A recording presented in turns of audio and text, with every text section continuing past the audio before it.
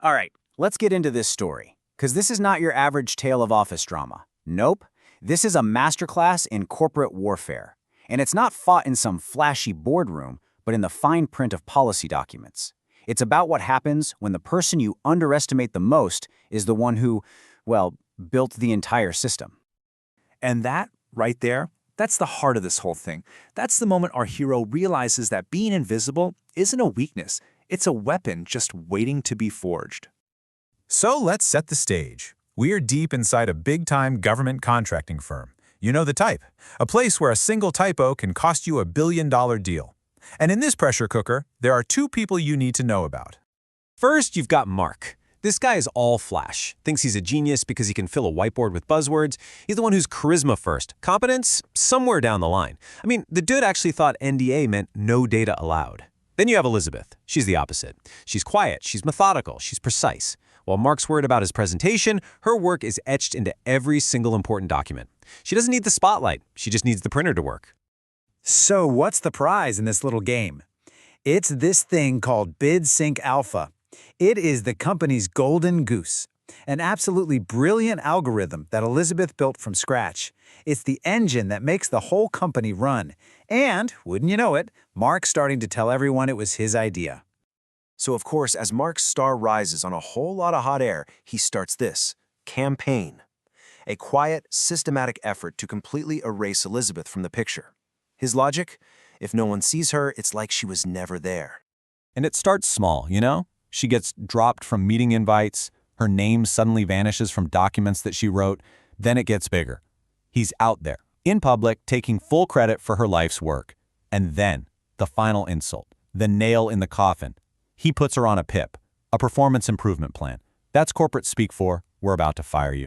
But this is where the whole story pivots. See, they thought they had her. They thought her silence meant she'd given up. Oh, they had no idea. She wasn't surrendering, she was getting ready to operate. Elizabeth doesn't blow up his inbox. She doesn't run to HR. That is not her style. No, she fights back using the very rules and systems that she created. She turns boring, old compliance into a weapon. And just look at the genius of this. It's surgical. While Mark's out schmoozing, she's saving everything, every email, every version of every document. She's quietly meeting with the federal liaison, printing out hard copies of all her proof. And, this is the masterstroke, she revises one single tiny clause in the company rulebook. It was a clause that nobody, and I mean nobody, especially not a guy like Mark, would ever bother to read. A clause she wrote, and a clause she was about to turn into a time bomb. Say hello to Clause 129, the kill switch. Her little revision was brilliant. It now required that every single proposal from BidSync Alpha had to have a special digital signature, a signature that came from a physical token that only she had. Without that signature, every single bid becomes worthless. The entire company grinds to a halt. Okay, so the final act goes down at the big company gala. It's fancy, it's over the top, and it's where Mark plans to celebrate his big win. He's even arranged for her to get fired during the party. He thinks he's the star of the show. He just has no idea he's been cast as the villain. So there they are. Dessert is being served. Mark's laughing it up with the executives, and then Elizabeth's phone buzzes. Just once. It's the signal.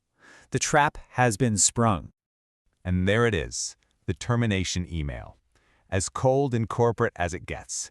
Thank you for your service. They think it's over, but really, it's just getting started. She doesn't say a word, doesn't cause a scene. She just calmly turns her phone and shows the message to the CEO, who's sitting right there. And in that one quiet moment, the entire balance of power in that room just flips. The CEO doesn't ask about the email. He doesn't ask what's wrong. He asks the only question that matters now. His voice is barely a whisper. He gets it. Instantly. He knows this isn't just about firing an employee. This is a 5-alarm fire for the entire company. And this is the real beauty of her plan. It's so clean. There's no drama. The CEO just gives this tiny little nod to security. They walk in, whisper something to Mark, and he's just escorted out. No fuss, no scene. Just a silent, professional, and absolutely chilling removal.